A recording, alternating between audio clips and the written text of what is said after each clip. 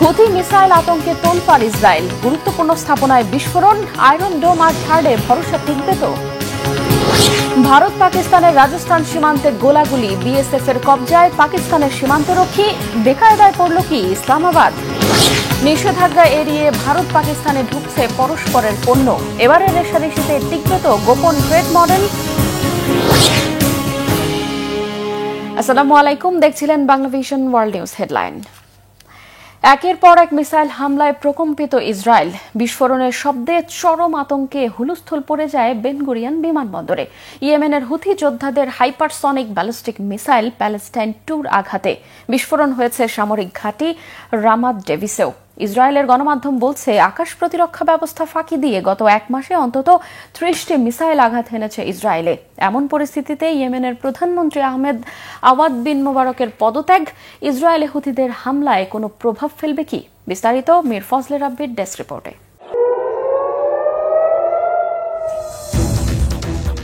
পুরো ইসরায়েল জুড়ে বাজছে মিসাইল সতর্কতা সাইরেন। আতঙ্কে নিরাপদ আশ্রয়ের খোঁজে ছুটছেন লাখো বাসিন্দা। মাত্র 24 ঘন্টার ব্যবধানে 4টি ব্যালিস্টিক ক্ষেপণাস্ত্র আছড়ে পড়েছে ইসরায়েলের অভ্যন্তরে। ইসরায়েলে নজিরবিহীন এই মিসাইল হামলা চালিয়েছে ইয়েমেনের প্রতিরোধ যোদ্ধারা।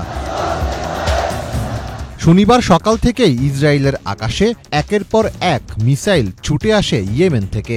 বিশেষ করে হাইপারসনিক ব্যালিস্টিক মিসাইলের আঘাতে রামাত ডেভিসের একটি সামরিক ঘাঁটিতে ভয়াবহ বিস্ফোরণ ঘটে। জ্বলন্ত আগুন ছড়িয়ে পড়ে ঘাঁটির বিভিন্ন স্থানে। ইসরায়েলি গণমাধ্যম বলছে, গত এক মাসে প্রায় 30টির মতো মিসাইল ইসরায়েলে আঘাত এনেছে। এমন অবস্থায় ইসরায়েলের প্রায় প্রতিটি শহরই এখন ইয়েমেনি ক্ষেপণাস্ত্র হামলার আতঙ্কে রয়েছে। এই সামরিক অভিযানে প্যালেস্টাইন 2 নামের একটি হাইপারসনিক ব্যালিস্টিক ক্ষেপণাস্ত্র ব্যবহার করা হয়েছে। হুথি নিয়ন্ত্রিত সশস্ত্র বাহিনীর মুখপাত্র ইয়াহিয়া সারি শনিবার এক বিবৃতিতে জানান, গাজায় নিপীড়িত জনগণের প্রতিরোধ আন্দোলনের প্রতি সংহতি প্রকাশ করতেই এই হামলা চালানো হয়েছে। তিনি হুঁশিয়ারি দিয়ে বলেন, যতক্ষণ গাজায় আগ্রাসন বন্ধ না হবে এবং অবরোধ না তুলে নেওয়া হবে, ততক্ষণ ইয়েমেনি বাহিনীর হামলা অব্যাহত থাকবে। এদিকে চলমান উত্তেজনার মধ্যে ইয়েমেনে হুতি বিরোধী জোট সরকারের প্রধানমন্ত্রী আহমেদ আওয়াদ বিন মুবারক পদত্যাগ করেছেন। রাজনৈতিক দ্বন্দ্ব, সরকারি সংস্থাগুলোর সংস্কারে ব্যর্থতা এবং জনগণের মধ্যে ক্রমবর্ধমান অসন্তোষের মুখে শনিবার তিনি পদত্যাগের ঘোষণা দেন। এটি দেশটির চলমান সংকটকে আরও জটিল করে তুলেছে। পদত্যাগের ঘোষণায় মুবারক উল্লেখ করেন, রাষ্ট্রীয় প্রতিষ্ঠানগুলোর সংস্কারের জন্য প্রয়োজনীয় সিদ্ধান্ত নিতে এবং মন্ত্রিসভার প্রয়োজনীয় পুনর্গঠন করতে ব্যর্থ হয়েছেন তিনি। এছাড়া তিনি অভ্যন্তরীণ রাজনৈতিক দ্বন্দ্ব এবং কাঠামোগত সমস্যার কথাও উল্লেখ করেন, যা তার দায়িত্ব পালনে বাধা সৃষ্টি করেছে। দেশটিতে এই পদত্যাগ নিয়ে মিশ্র প্রতিক্রিয়া দেখা গেছে। কেউ কেউ সরকারের ব্যর্থতার প্রতীক হিসাবে এটিকে দেখছেন, আবার কেউ কেউ নতুন নেতৃত্বের আশা প্রকাশ করেছেন। ইয়েমেন 2014 সাল থেকে গৃহযুদ্ধে নিমজ্জিত। মুদ্রাস্ফীতি, দুর্নীতি এবং সরকারি সেবার অভাবের কারণে সাধারণ ইয়েমেনিরা চরম দুর্ভোগের মধ্যে রয়েছে। সম্প্রতি অর্থনৈতিক সংকটের প্রতিবাদে রাস্তায় বিক্ষোভ করেছেন ইয়েমেনিরা। দেশটির জনগণ সরকারের কাছে জবাবদিহিতা এবং উন্নত জীবনযাত্রার দাবি জানিয়েছে। ফলে এমন অস্থির সময়ে বিন মুবারকের এই পদত্যাগ হুতি বিরোধী জোটের ভঙ্গুরতাকে আরও প্রকাশ্যে এনেছে। মীর ফজলে রাব্বি, বাংলাভিশন। পাকিস্তানের সীমান্তরক্ষী রেঞ্জার্সের এক সদস্যকে ধরে নিয়ে গেছে ভারতের সীমান্তরক্ষী বিএসএফ। এই ঘটনার জেরে রাজস্থান সীমান্তের নিয়ন্ত্রণ রেখায় দুই দেশের সেনাদের ব্যাপক গোলাগুলি হয়েছে। 2016 আর 2019 সালের ওই সময়ে সীমান্তে ব্যাপক উত্তেজনাকর অবস্থা তৈরি হলেও সর্বাত্মক যুদ্ধে জড়ায়নি দুই প্রতিবেশী। এবারও সম্পূর্ণ ভিন্ন পরিস্থিতিতে পরিণতি কোন দিকে গড়াবে? আগের মতো যুদ্ধ এড়াতে পারবে তো পাকিস্তান ভারত? বিস্তারিত শহীদ আরাফাতের ডেস্ক রিপোর্টে। পাকিস্তান ভারত যুদ্ধের দামামার মধ্যেই পাঞ্জাব সীমান্ত থেকে পাকিস্তানি রেঞ্জার্স সদস্যকে আটক করল ভারতীয় সীমান্তরক্ষী বাহিনী। আটক হওয়া পাকিস্তানি সদস্যের এখনও নাম প্রকাশ করেনি বিএসএফ। শনিবার ওই পাকিস্তানি নিরাপত্তা কর্মীকে আটকের কয়েক ঘণ্টা পর মধ্যরাতে নিয়ন্ত্রণ রেখায় দুদেশের সেনাদের মধ্যে বাধে ভয়াবহ সংঘর্ষ। এনডিটিভির খবরে বলা হয়, রাতে কাশ্মীরের কুপওয়ারা, বারামুল্লা, পুঞ্চ, রাজৌরি, মেন্দার, নওশেরা, সুন্দরবানি এবং আখনুর সেক্টরে দুই দেশের সেনাদের মধ্যে সবচেয়ে বড় সংঘাতের ঘটনা ঘটে। এতে সবচেয়ে বেশি সংখ্যক পাকিস্তানি সেনা অংশ নেয়। এ নিয়ে টানা 10 দিন দুদেশের সেনাদের গোলাগুলি হলো। গোলাগুলির পর সীমান্তে থমথমে পরিস্থিতি, ঘুরছে যে কোনো সময় সর্বাত্মক যুদ্ধের শঙ্কা। এই পরিস্থিতিতে প্রশ্ন উঠেছে, যুদ্ধ থেকে পেছাতে পারবে ভারত পাকিস্তান? ইতিহাস অবশ্য ভিন্ন কথাই বলছে। পেহেলগাম হত্যাকাণ্ড ইস্যুর আগে 2019 সালে পুলওয়ামায় বোমা হামলায় 40 জন ভারতীয় আধা সামরিক সেনা নিহত হয়। সে সময় পাকিস্তানের বালাকোটে বিমান হামলা চালিয়েছিল ভারত, তবে সেটি আর বেশি দূর আগায়নি। 2016 সালেও উরিতে 19 ভারতীয় সেনাকে হত্যার ঘটনায় পাকিস্তান ভারতের মধ্যে উত্তেজনাকর পরিস্থিতি তৈরি হয়েছিল। সে সময় কাশ্মীরে ভারত ও পাকিস্তানের মধ্যে অবস্থিত নিয়ন্ত্রণ রেখা বরাবর জঙ্গি ঘাঁটি লক্ষ্য করে সার্জিক্যাল স্ট্রাইক চালিয়েছিল ভারত, তবে শেষ পর্যন্ত পরিস্থিতি ঠান্ডা হয়ে যায়। বিশ্লেষকরা এবারের পরিস্থিতিকে ব্যাখ্যা করছেন একটু ভিন্নভাবে। এবারের হামলার শিকার বেসামরিক লোকজন, যারা ভারতের বিভিন্ন প্রান্ত থেকে পর্যটক হিসেবে কাশ্মীর গিয়েছিল। সাবেক ভারতীয় কূটনীতিক অজয় বিসারিয়া বলছেন, ভারতের সিন্ধু পানি বাতিলের হুমকি বাস্তবায়ন হলে পাকিস্তান বড় ধরনের চাপে পড়বে। এছাড়া সরাসরি সামরিক হামলার শঙ্কা এখনই উড়িয়ে দিচ্ছেন না এই ভারতীয় সাবেক কূটনীতিক। অন্যদিকে পাকিস্তানের সাবেক জাতীয় নিরাপত্তা উপদেষ্টা মুইদ ইউসুফ বলছেন, যুদ্ধের সম্ভাবনা কিছুটা কম, তবে ভারত যে কোনো সময় পাকিস্তানে হামলা চালাতে পারে, সেজন্য প্রস্তুত পাকিস্তানি সেনারাও। শহীদ আরাফাত, বাংলাভিশন নিউজ ডেস্ক। পাল্টাপাল্টি ব্যবস্থায় ভারত পাকিস্তান সীমান্তে আমদানি রপ্তানিতে তালা লাগানোর দমে যায়নি ব্যবসায়ীরা। দুবাই, সিঙ্গাপুর, কলম্বো হয়ে ভারতের পণ্য অবাধে ঢুকছে পাকিস্তানে। শুধু লেবেলে মেড ইন ইন্ডিয়ার জায়গায় বসছে ভিন্ন কোনো দেশের নাম। দিল্লির হিসেবে বলছে, গত বছরে 44 কোটি 70 লাখ ডলারের বাণিজ্য হয়েছে পাকিস্তানের সাথে। এতে স্পষ্ট বোঝা যায়, ভারতের নরেন্দ্র মোদী সরকার নিষেধাজ্ঞার মতো বৈরী পদক্ষেপ পাকিস্তান বিরোধী ব্যাপক প্রচার চালালেও বাস্তবতা ভিন্ন। নয়া যুদ্ধ পরিস্থিতিতে এবার কি হুমকিতে পড়বে দুই দেশের গোপন এই ট্রেড মডেল? হাফিজুল ইসলামের ডেস্ক রিপোর্টে বিস্তারিত। যুদ্ধের মুখোমুখি দাঁড়িয়ে আছে পারমাণবিক শক্তিধর দুই দেশ ভারত ও পাকিস্তান। বন্ধ হয়ে গেছে একে অপরের সঙ্গে ব্যবসা বাণিজ্য, অথচ আনুষ্ঠানিক কোনো চুক্তি ছাড়াই পাকিস্তানের বাজারে ঢুকে বছরে প্রায় 10 বিলিয়ন ডলারের ভারতীয় রপ্তানি পণ্য। নয়াদিল্লি থেকে সরাসরি নয়, ঘুরপথে প্রথমে পণ্য যায় দুবাই, সিঙ্গাপুর কিংবা কলম্বোতে। সেখানে কোনো সুরক্ষিত বন্ডেড ওয়্যারহাউস বা গুদামে পাল্টানো হয় প্রোডাক্টের লেবেল। প্রোডাক্ট অরিজিন বা উৎপাদনকারী দেশের নাম মেড ইন ইন্ডিয়া থেকে হয়ে যায় মেড ইন আরব আমিরাত। তারপর এসব পণ্য চলে যায় পাকিস্তানের করাচি কিংবা অন্য কোনো বন্দরে। জমজমাট এই ছায়া বাণিজ্য নিয়ে নীরব থাকে দুই দেশের সরকার। চলমান সংঘাত আশঙ্কার মাঝে এবার কি থামবে গোপন ব্যবসা? ভারত পাকিস্তানের মধ্যে বাণিজ্য সংকট নতুন কিছু নয়। 1965 ও 1971 সালের যুদ্ধ, 2019 সালের পুলওয়ামা হামলা এবং কাশ্মীরের 370 ধারা বাতিল, এমন সব ঘটনায় ক্ষতিগ্রস্ত হয়েছে দুই দেশের ব্যবসা। কিন্তু পাকিস্তানের বাজারে ভারতের ওষুধ, চা, মশলা, কেমিক্যাল কিংবা বলিউড চলচ্চিত্রের রয়েছে ব্যাপক চাহিদা। ফলে রাজনৈতিক তুমুল উত্তেজনার মাঝে প্রতিবারই টিকে যায় গোপন বাণিজ্য। ভারতীয় think tank Global Trade Research ইনিশিয়েটিভের মতে পাকিস্তানে বছরে অন্তত 10 বিলিয়ন ডলারের রপ্তানি করে ভারত। অথচ সরকারি হিসাব বলছে 2024 সালের এপ্রিল থেকে 2025 সালের জানুয়ারি পর্যন্ত ভারতের রপ্তানির পরিমাণ 450 মিলিয়ন ডলারের মতো। আর পাকিস্তান ভারতে রপ্তানি করেছে মাত্র 4,20,000 ডলারের পণ্য। 1947 সালের দেশভাগের পর থেকেই শুরু হয় ভারত ও পাকিস্তানের মধ্যে বাণিজ্য। 1996 সালে পাকিস্তানকে মোস্ট ফেভার্ড নেশন বা MFN মর্যাদা দেয় ভারত। তখন ব্যাপক হারে বেড়ে যায় দ্বিপক্ষীয় বাণিজ্যের পরিমাণ। কিন্তু কাশ্মীর ইস্যু সহ নানা কারণে কখনো কখনো রুদ্ধ হয়েছে বাণিজ্যের গতি। 2017-18 অর্থ বছরে ভারত পাকিস্তানের যৌথ বাণিজ্যের পরিমাণ ছিল 2.41 বিলিয়ন ডলার। এর মধ্যে 1.92 বিলিয়ন ডলারের পণ্য রপ্তানি করে ভারত, আর পাকিস্তান থেকে দেশটি আমদানি করে 488.5 মিলিয়ন ডলারের পণ্য।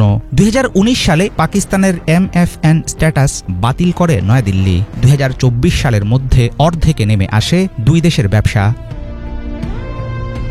কাশ্মীরের পেহেলগাম ট্র্যাজেডির পর তলানিতে ঠেকেছে ভারত পাকিস্তান সম্পর্ক। দফায় দফায় কূটনৈতিক পদক্ষেপ নিয়েছে নয়াদিল্লি। স্থগিত করা হয়েছে সিন্ধু পানি চুক্তি, সীমিত করা হয়েছে কূটনৈতিক মিশন, সেই সাথে দেয়া হয়েছে ওষুধ রপ্তানি বন্ধ সহ সব ধরনের ট্রেড নিষিদ্ধের ঘোষণা। পাল্টা জবাবে পাকিস্তানও জানিয়েছে ভারতের সঙ্গে বাণিজ্য চলবে না, এমনকি তৃতীয় দেশের মাধ্যমেও নয়। এর জেরে বন্ধ করে দেয়া হয়েছে দুই দেশের একমাত্র স্থলবন্দর ওয়াঘা অটারি সীমান্ত। এমন পরিস্থিতিতেও গোপনে চলছে কোটি কোটি ডলারের পণ্য বিনিময়। বিশ্লেষকরা বলছেন, রাজনৈতিক সংকেত দেওয়ার জন্য বাণিজ্য বন্ধের ঘোষণা দিয়ে থাকে সরকার, কিন্তু বাস্তবে বাণিজ্য বন্ধ মানেই সবকিছু থেমে যাওয়া না। বিশ্ব বাণিজ্যে নীতিগতভাবে অবৈধ নয় গ্রে জোন জাতীয় ব্যবসা। বাণিজ্য বিশেষজ্ঞরা বলছেন, পণ্যের নামধাম পাল্টানোর ফলে অরিজিন বা উৎপাদক দেশ শনাক্ত করা বেশ কঠিন ও সময় সাপেক্ষ ব্যাপার। তাই পুরোপুরি বন্ধ করার কোনো কার্যকর উপায় নেই। শুধু ভারত পাকিস্তানের মাঝেই এই ধরনের ব্যবসা সীমাবদ্ধ নয়। ইউক্রেন যুদ্ধ শুরুর পর রাশিয়ার তেল কম দামে কিনে ইউরোপে পাঠাচ্ছে ভারত। গত এক দশক ধরে দক্ষিণ পূর্ব এশিয়ার দেশগুলোর ফ্রি ট্রেড এগ্রিমেন্ট ব্যবহার করে ভারতীয় বাজারে প্রবেশ করছে চীন। বিশ্লেষকদের ধারণা, এবারের উত্তেজনার জেরে দুই দেশের সরকারি নিষেধাজ্ঞা সত্ত্বেও বিকল্প পথে ঠিকই কেনাবেচা চালিয়ে যাবে ভারত পাকিস্তানের ব্যবসায়ীরা। হাফিজুল ইসলাম, বাংলা ভিশন। এদিকে জম্মু কাশ্মীরের পেহেলগাঁওয়ে হামলার জেরে পাল্টাপাল্টি ব্যবস্থার ধারাবাহিকতায় এবার পাকিস্তানের জাহাজে নিষেধাজ্ঞা দিয়েছে ভারত। পাকিস্তানও স্পষ্ট জানিয়ে দিয়েছে তাদের বন্দরেও ভিড়তে পারবে না ভারতের জাহাজ। এতে দুই দেশের আমদানি রফতানি বাধাগ্রস্ত হওয়ায় আবারও জোরালো হচ্ছে নিত্যপণ্যের দাম বাড়ার আশঙ্কা। বিস্তারিত ডেস্ক রিপোর্টে। জম্মু কাশ্মীরের পেহেলগামে বন্দুকধারীর হামলার পর ভারত পাকিস্তানের সম্পর্ক দিন দিন আরও উত্তপ্ত হয়ে উঠছে। দুই দেশই ধারাবাহিকভাবে একে অপরের বিরুদ্ধে কঠোর অবস্থান নিচ্ছে। এবার পাকিস্তানের জাহাজগুলোকে ভারতে প্রবেশে নিষেধাজ্ঞা দিয়েছে ভারত, তবে পাল্টা প্রতিক্রিয়া দেখিয়েছে পাকিস্তানও। এখন থেকে ভারতের কোনো জাহাজ পাকিস্তানের কোনো বন্দরে ভিড়তে পারবে না বলে ঘোষণা দিয়েছে পাকিস্তান। এদিকে পাকিস্তানের পতাকাবাহী জাহাজগুলোকেও ভারতের কোনো বন্দর ব্যবহার না করতে দেওয়ার নির্দেশনা জারি করা হয়েছে। গত 4 মে সংবাদ মাধ্যম দ্য ডনের একটি প্রতিবেদনে এই খবর জানানো হয়। প্রতিবেদনে বলা হয়, কাশ্মীরের পেহেলগামে প্রাণঘাতী হামলার পর ভারত পাকিস্তানের সম্পর্ক অবনতি হওয়ায় পাকিস্তান এই ঘোষণা দিয়েছে। এখন থেকে ভারতের পতাকাবাহী জাহাজগুলো পাকিস্তানের বন্দর ব্যবহার করতে পারবে না। গত 22 এপ্রিল পেহেলগামে ভয়াবহ হামলায় 26 জন প্রাণ হারিয়েছেন। 2000 সালের পর এই হামলা কাশ্মীর অঞ্চলের অন্যতম মারাত্মক ঘটনা হিসেবে বিবেচিত হচ্ছে। এদিকে পাকিস্তানের যোগসূত্র থাকতে পারে বলে অভিযোগ করে ভারত সরকার, যদিও তারা এই সংক্রান্ত কোনো সুস্পষ্ট প্রমাণ দিতে পারেনি।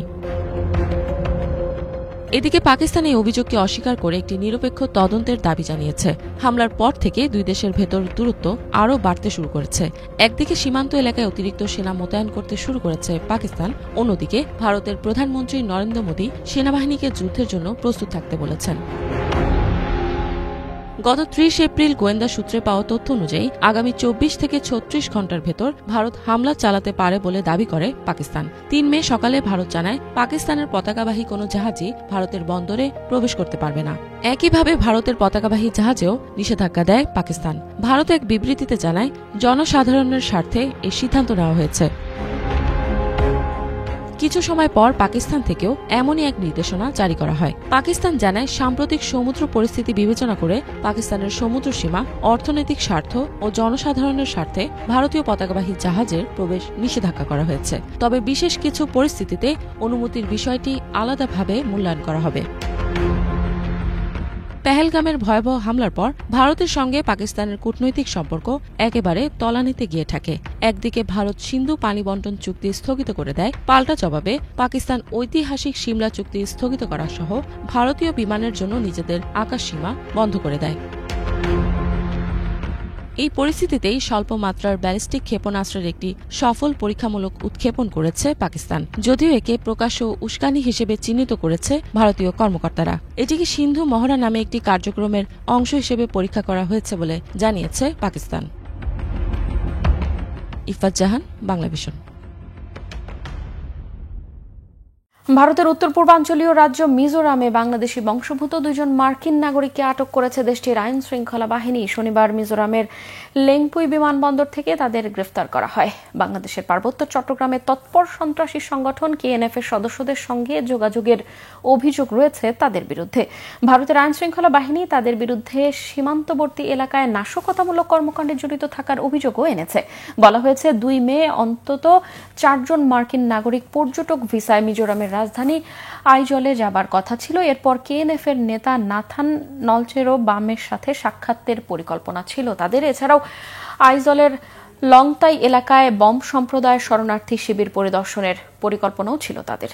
এবার পোপের পোশাক পরা নিজের ছবি সামাজিক মাধ্যমে পোস্ট করে নতুন বিতর্ককে উস্কে দিয়েছেন যুক্তরাষ্ট্রের প্রেসিডেন্ট ডোনাল্ড ট্রাম্প। পোপের মতো ধর্মীয় গুরুর পদ নিয়ে মার্কিন প্রেসিডেন্টের এই ঠাট্টা তামাশা ভালোভাবে নেয়নি ক্যাথলিক খ্রিস্টান সম্প্রদায়। এআই দিয়ে বানানো বিতর্কিত ছবিটি নিয়ে ক্ষুব্ধ প্রতিক্রিয়া দিয়েছেন ইউরোপের নেতারাও। হিজল জুবায়েরের ডেস্ক রিপোর্ট। এর আগে আবদার জানিয়েছিলেন পোপ হবার, এবারে পোপের বেশে নিজের ছবি পোস্ট করলেন সামাজিক মাধ্যমে। মার্কিন প্রেসিডেন্ট ডোনাল্ড ট্রাম্পের এহেন আচরণে সামাজিক মাধ্যম থেকে শুরু করে সর্বক্ষেত্রে বইছে নিন্দার ঝড়। কেউ কেউ একে বলছেন ঠাট্টা তামাশা বা উপহাস, কেউ বলছেন শিশু সুলভ আচরণ, আর কেউ তীব্র সমালোচনা করে ভাঁড় বলে ডাকছেন মার্কিন প্রেসিডেন্টকে। যেটাই হোক, দায়িত্বশীল কারো কাছ থেকে আসা এমন আচরণকে একেবারেই অগ্রহণযোগ্য হিসেবে দেখা হচ্ছে। রয়টার্স, বিবিসি সহ আন্তর্জাতিক বিভিন্ন গণমাধ্যম বলছে 3 মে নিজের সামাজিক মাধ্যম ট্রুথ সোশ্যালে পোপের পোশাক পরিহিত নিজের ওই এআই ছবিটি পোস্ট দেন ট্রাম্প। বিভিন্ন সামাজিক মাধ্যমে হোয়াইট হাউসের অফিসিয়াল পেজগুলো থেকেও তা শেয়ার দেয়া হয়। ওই ছবিতে মার্কিন প্রেসিডেন্টকে পোপের সাদা আলখাল্লা, মুকুট ও সোনালী ক্রসের লকেট পরা অবস্থায় দেখা যায়। ডান হাতের তর্জনী উঁচিয়ে অভিষেকের আসনে বসে আছেন তিনি। ধর্মগুরু হিসেবে বিশ্বাসযোগ্যতা তৈরিতে হাসির বদলে চেহারায় আনা হয়েছে বিশেষ ভাবগাম্ভীর্যের ছাপ। ওই ছবি পোস্ট দেওয়ার পরপরই সামাজিক মাধ্যমে ট্রাম্পের কাণ্ডজ্ঞানহীনতার সমালোচনায় মেতে ওঠে সারা বিশ্বের মানুষ। এটি ক্যাথলিকদের ধর্মীয় মূল্যবোধের ওপর আঘাত বলছে তারা। খোদ মার্কিনিরাই ভর্ৎসনা করছে তাদের প্রেসিডেন্টকে। তার এমন দায়িত্বজ্ঞানহীন আচরণের বিরুদ্ধে তীব্র ক্ষোভ জানাচ্ছে ক্যাথলিক খ্রিস্টানরা। এক বিবৃতিতে নিউ ইয়র্ক স্টেটের ক্যাথলিক কনফারেন্স জানিয়েছে, পোপের বেশে নিজেকে হাজির করা কোনো মতেই ঠাট্টা তামাশা বা মশকরার বিষয় হতে পারে না। সম্প্রতি সর্বজন শ্রদ্ধেয় পোপ ফ্রান্সিসের মৃত্যু হয়েছে, আর বর্তমানে নতুন পোপ নির্বাচনের আয়োজন চলছে। এমন শোক ও ধর্মীয় ভাবগাম্ভীর্যের সময় এ ধরনের উপহাস না করতে ট্রাম্পের প্রতি আহ্বান জানিয়েছে তারা। ইতালির সাবেক প্রধানমন্ত্রী মাত্তেও রেনজি ট্রাম্পকে তীব্র কটাক্ষ করে বলেছেন, মার্কিন প্রেসিডেন্টের এমন আচরণ একই সাথে ধর্মবিশ্বাসীদের ওপর আঘাত ও ধর্মীয় প্রতিষ্ঠানের অবমাননা। ডানপন্থী দুনিয়ার নেতারা ভাঁড়ামো উপভোগ করছেন, এটা সেই চিত্রই তুলে ধরেছে। অথচ একই সময়ে মন্দার ঝুঁকিতে মার্কিন অর্থনীতি, ডলারের মূল্য কমছে, ডানপন্থীরা সবখানেই ক্ষয়ক্ষতি বয়ে আনছে বলে অভিযোগ রেনজির। এর আগে 29 এপ্রিল সাংবাদিকদের সাথে কথা বলার সময় ট্রাম্প বলেন তিনি পরবর্তী পোপ হতে খুবই আগ্রহী, এটি তার পছন্দের তালিকায় সবার ওপরে। তবে ট্রাম্পের এসব আচরণে প্রতিক্রিয়া জানতে চাওয়া হলেও কোনো প্রকার মন্তব্য করতে অস্বীকৃতি জানিয়েছে ভ্যাটিকান কর্তৃপক্ষ। 21 এপ্রিল 88 বছর বয়সে ভ্যাটিকানে নিজ বাসভবনে মারা যান পোপ ফ্রান্সিস। তার অবর্তমানে নতুন পোপ নির্বাচনের আয়োজন চলছে। আগামী সপ্তাহ নাগাদ নতুন পোপ নির্বাচন প্রক্রিয়া শুরু হতে পারে বলে আশা করা হচ্ছে। হিজল জুবায়ের, বাংলা ভিশন। এই ছিল আজকের মতো, সাথে থাকায় ধন্যবাদ।